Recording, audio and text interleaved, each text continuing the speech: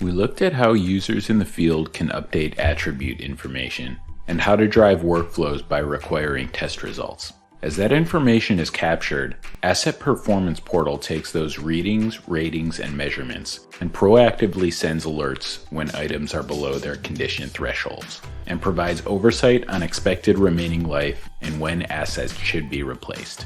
You decide how you want your assets grouped and can click into a group, in this case pumps, to see the individual assets and performance, including remaining expected life. If I click into the condition performance graph for this pump, I can see a deterioration curve that's set by asset type.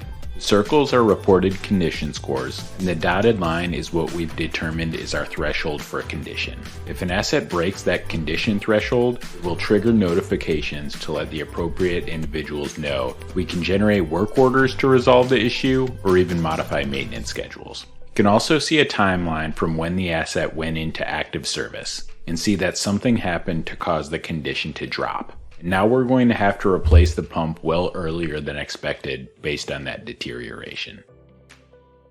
That leads us to the maintenance planning chart. Here is where I can see historical condition and recommended tasks. You define the recommended tasks for each asset with whatever scoring index you choose, including what you want done at certain scores and what the improvement would be. For how we've set up this pump, it's recommending that we replace the motor, and that would improve the score by 2 for a new score of 5. I could click New Work Order and assign it, and upon completion of that work, the condition score would be improved accordingly.